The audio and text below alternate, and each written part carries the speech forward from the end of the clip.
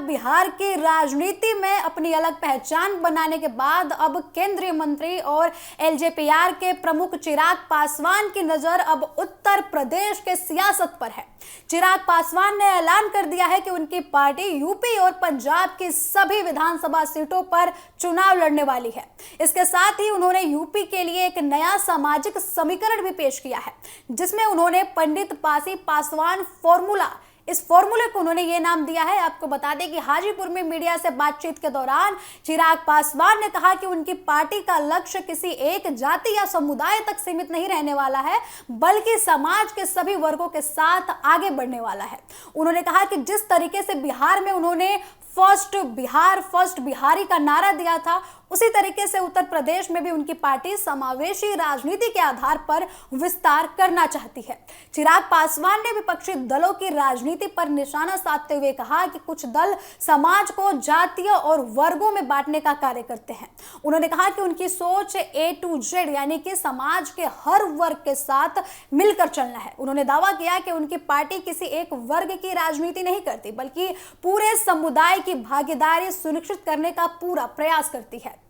चिराग पासवान के बाद अब सियासत और भी ज्यादा बढ़ता हुआ दिखाई दे रहा है। आपको बता दें कि उत्तर प्रदेश के लिए चिराग पासवान ने जिस सामाजिक समीकरण की बात की है, उसमें उन्होंने अलग अलग सामाजिक समूहों को जोड़ने की पूरी कोशिश की है।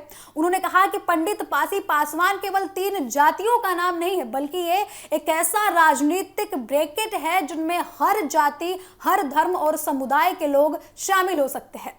उन्होंने कहा कि समाज में यह धारणा बनाई जाती है कि कोई एक वर्ग हमेशा मजबूत है और कोई दूसरा वर्ग जो है हमेशा हाशिए पर खड़ा है, लेकिन वास्तविकता यह है कि समाज के हर हिस्से में अलग अलग तरीके की समस्याएं हैं। उन्होंने आगे कहा कि अनुसूचित जातियों के साथ भेदभाव और उत्पीड़न के मामले सामने आते हैं, लेकिन अन्य वर्ग के लोग भी कई बार परिस्थितियों के शिकार होते हैं।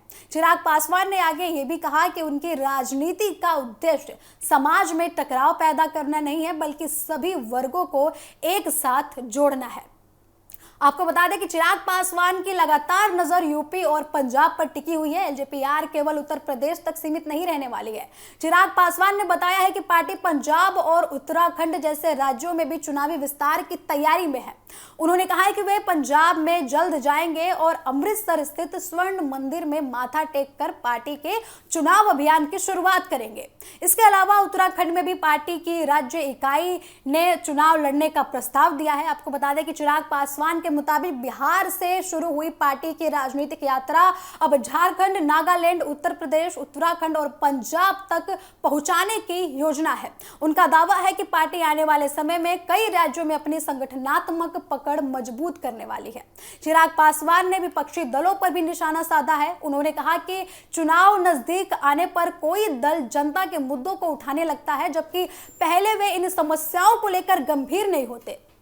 वहीं आपको बता दें कि सोनम वांगचुक के आंदोलन को लेकर उन्होंने कहा कि किसी व्यक्ति को राजनीतिक मुद्दे का चेहरा बनाकर राजनीतिक लाभ के लिए उनका प्रयोग करना अच्छी बात नहीं है। हालांकि उन्होंने ये भी कहा कि लोकतंत्र में हर व्यक्ति को अपनी बात रखने का अधिकार है।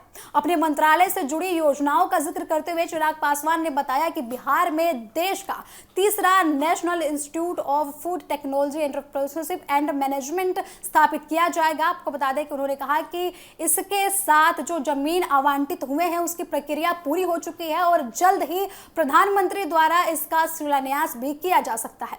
चिराग पासवान ने कहा कि 2047 तक भारत को विकसित राष्ट्र बनाने के लक्ष्य को हासिल करने के लिए बिहार, उत्तर प्रदेश, पंजाब सहित देश के हर राज्य को, क्षेत्र को विकसित करना बेहद जरूरी है।